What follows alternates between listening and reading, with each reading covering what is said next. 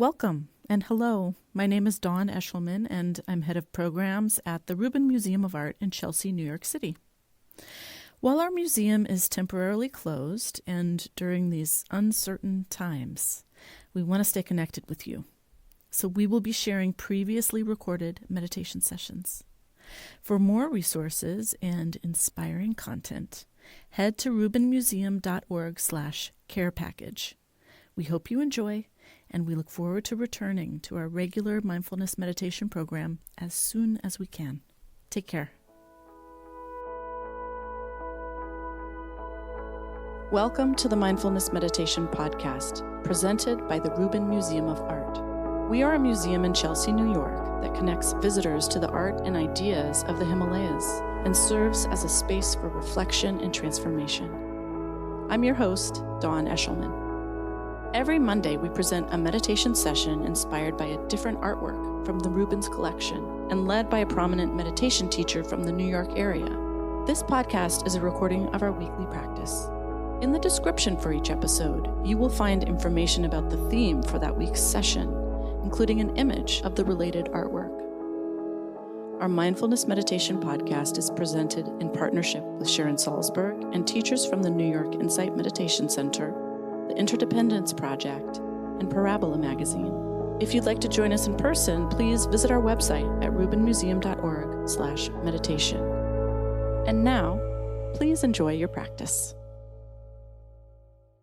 Kimberly Brown will tell us a little bit more about this concept of recognizing abundance in our own lives. She has degrees in physics and literature and has trained as a psychodynamic psychotherapist. She worked at a marketing consultancy for more than a decade before she joined the Interdependence Project. A graduate of the first year-long IDP meditation teacher training program, she studies Tibetan and American Buddhism, and her teachers include Lama Norla Rinpoche and Sharon Salzberg. Her work and teachings emphasize the ways in which contemplation, wisdom, and ethics are shared among all traditions of awakening. Please welcome back Kimberly Brown.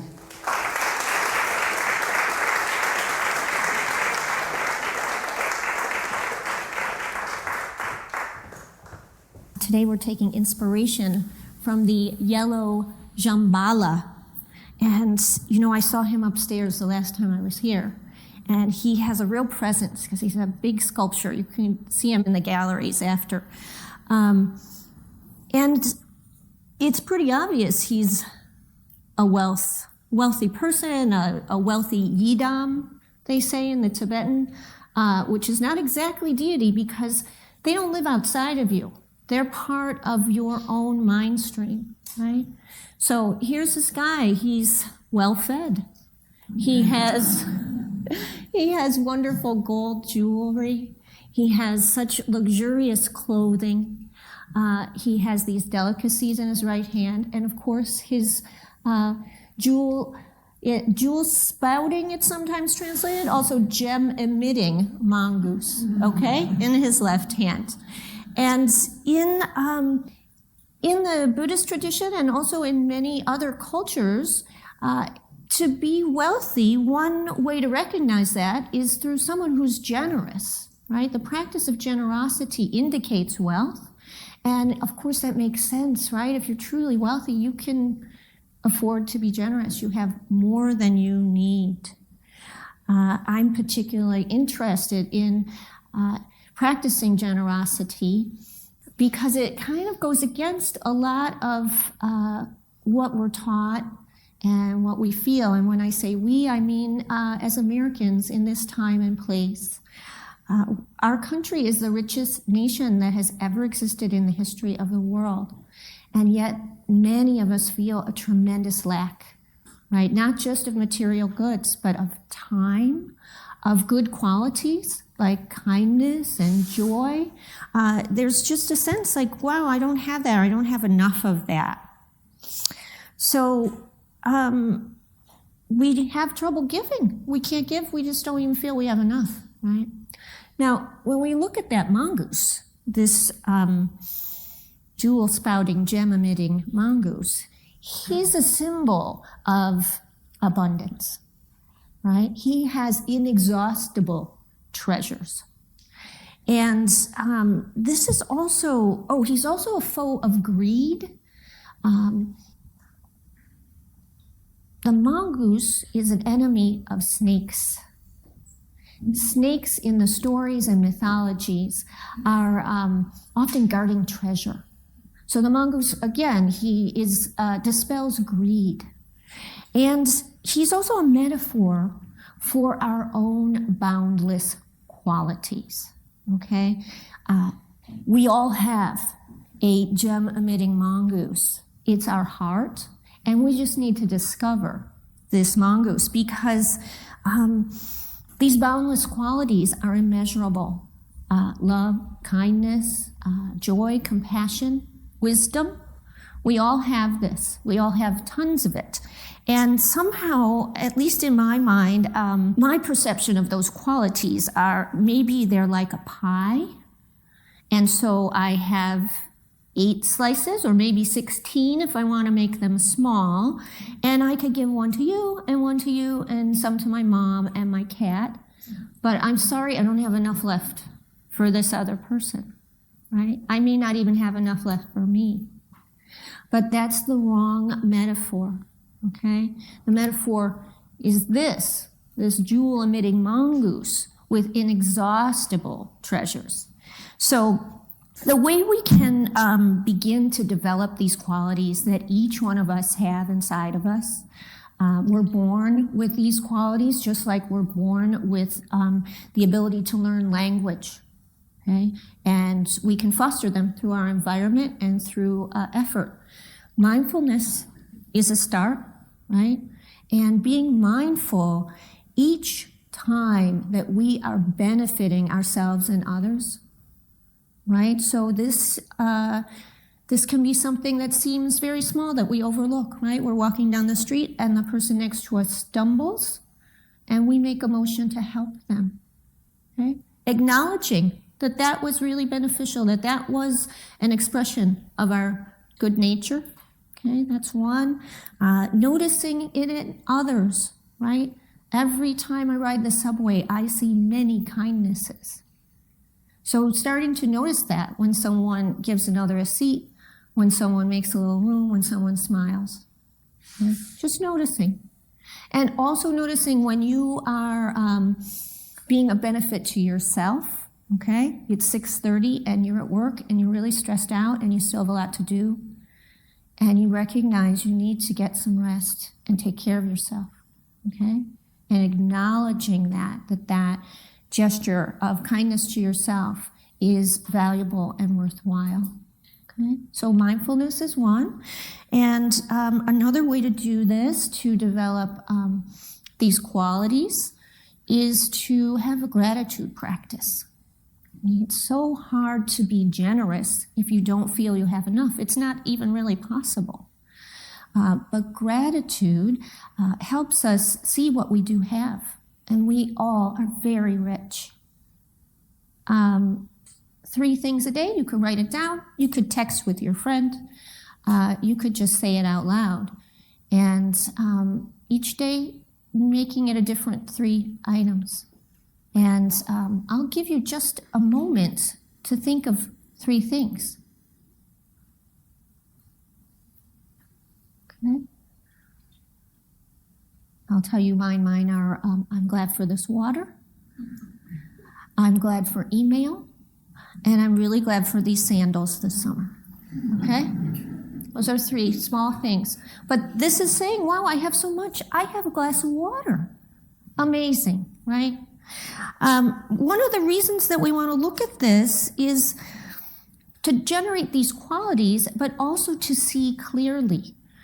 This year, everyone is experiencing a lot of stress and negativity through our contentious election. There's been a lot of ugliness on all spectrums of the political parties. And this is really showing us the negativity bias very clearly. The negativity bias being our habit of only seeing things that seem distressful, wrong, bad, Okay? Now, to look at the whole picture is to have a balance, to see both all these difficult problems we might have and all the good and fabulous things that really are happening, all the kindnesses in our own heart and in others' hearts. And this is very important because we cannot create harmony for ourselves and others unless we have confidence in our ability to do this. So this balance is what will arise through these practices. So we're going to do our meditation now. Before we start, in the summertime, sometimes when I meditate, I feel really tired. So if you are feeling tired today, please keep your eyes open, and or you are welcome to stand during your meditation today. Okay? And while you're sitting, please keep still. But if you're in pain, mindfully adjust your posture, okay? Meditation is itself a balance between effort and relaxation, okay? And right now, just close your eyes, don't meditate. Just allow yourself to be here. Allow yourself to settle in, noticing what's happening for you, your feeling tone, your quality of mind.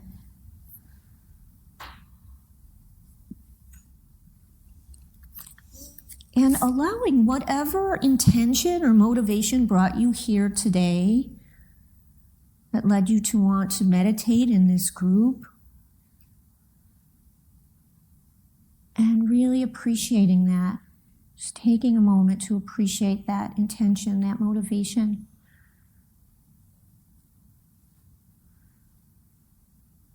And now just taking a moment to recognize all of the beings that have enabled you to be here today.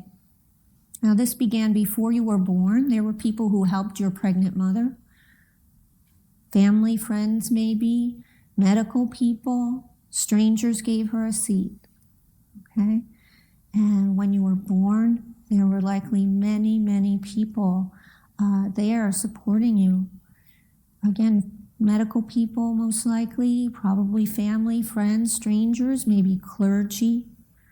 People who didn't know you really welcomed you and were excited and wanted you to flourish. And as you were growing up as a child, through your youth, many people helped you. They helped you learn to read, to walk. Maybe your family supported you, maybe not. Teachers, friends, classmates lent you their support, their kindness. They listened, they cared. Perfect strangers returned lost items to you, gave you a seat, thanked you, encouraged you. That continued throughout your youth. It continued into your adulthood and to this very moment where we are supporting you. And this will continue throughout your life.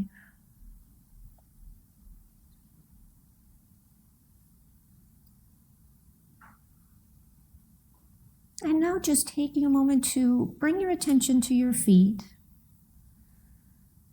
Feeling your seat. Noticing your belly. Bringing your attention to the center of your chest, your heart center. Feeling your forehead and your cheeks and your jaw. Allowing sound to enter your ears.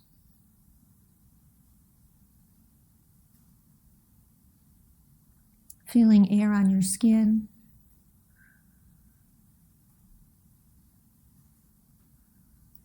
Feeling your feet on the floor. Bringing your attention to the palms of your hands, to your seat, your belly, your heart. Noticing your forehead and your cheeks and your jaw. Allowing sound to enter your ears. feeling air on your skin.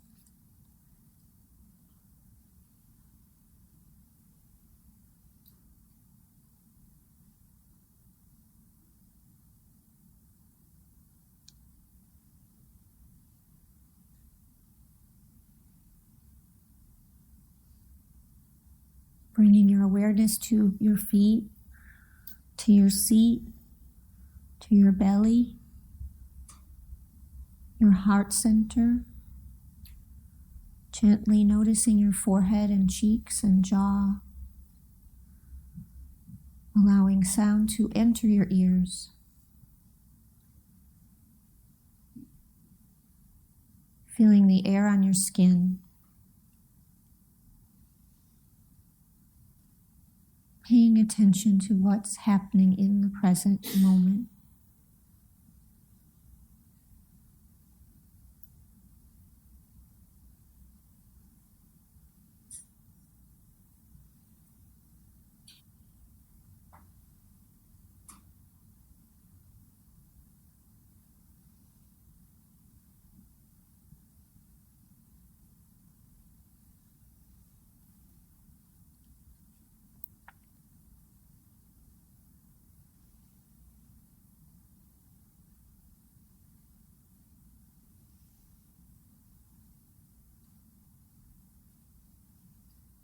Noticing where your attention is.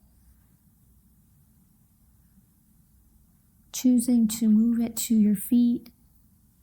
Not thinking about your feet, but allowing yourself to have the felt experience of your feet. Noticing your seat. And bringing your attention to your belly. Noticing how your belly moves when you breathe.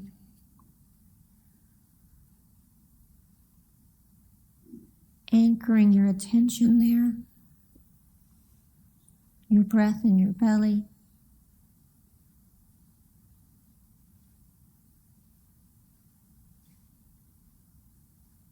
You don't have to make anything happen. Just notice.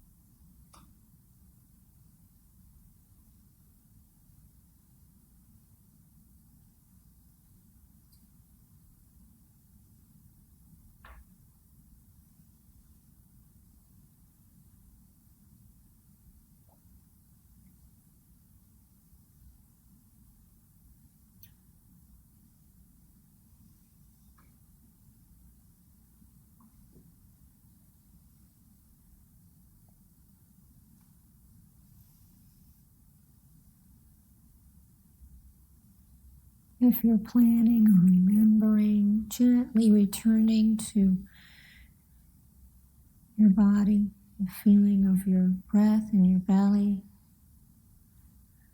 anchoring your attention there with kindness.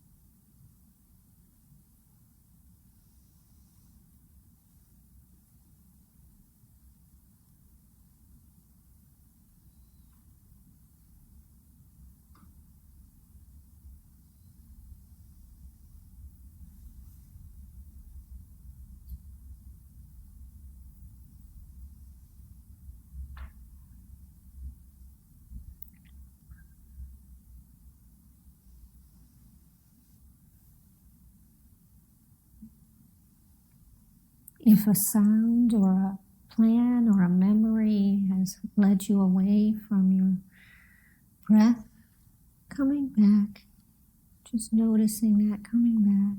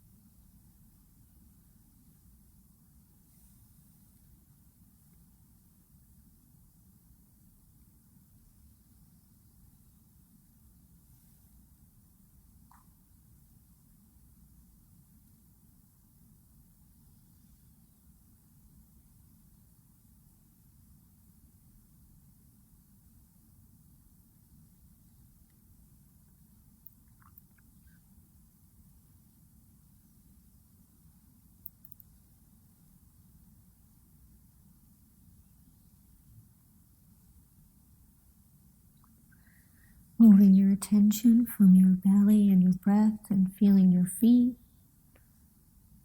noticing your seat. Bringing your attention to your heart center, the middle of your chest. And taking a moment to offer yourself loving kindness.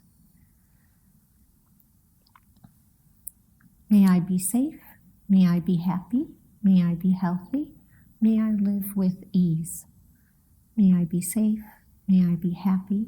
May I be healthy. May I live with ease. May I be safe. May I be happy. May I be healthy. May I live with ease. Taking a moment to silently offer these phrases to yourself.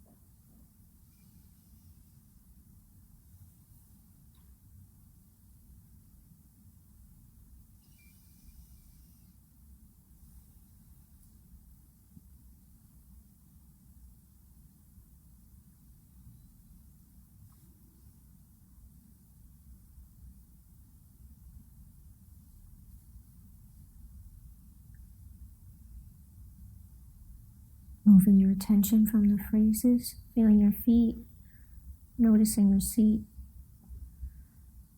Bringing your attention to your heart center and offering these phrases to all of us. May we be safe. May we be happy. May we be healthy. May we live with ease. May we be safe. May we be happy. May we be healthy. May we live with ease. May we be safe. May we be happy. May we be healthy. May we live with ease. And taking a moment to offer these phrases to each other, to all of us.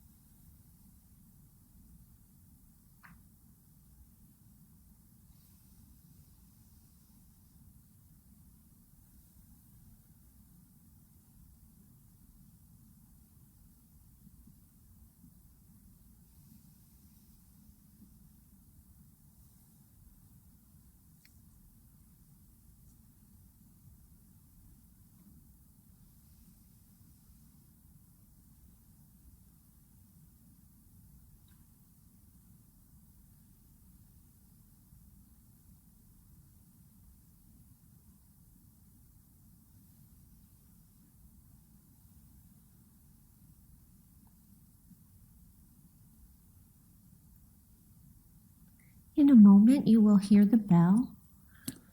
Please stay still until you can no longer hear it, at which time, if you'd like, you can join me in offering a bow to yourself as a show of gratitude for your work today.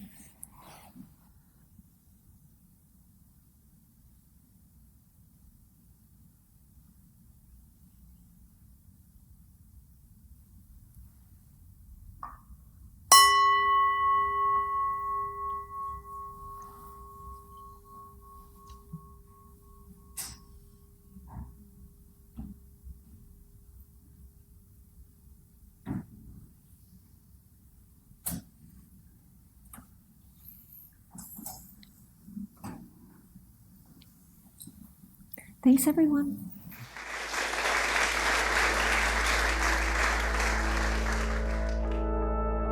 That concludes this week's practice. If you would like to support the Rubin Museum and this meditation series, we invite you to become a member and attend in person for free. Thank you for listening. Have a mindful day.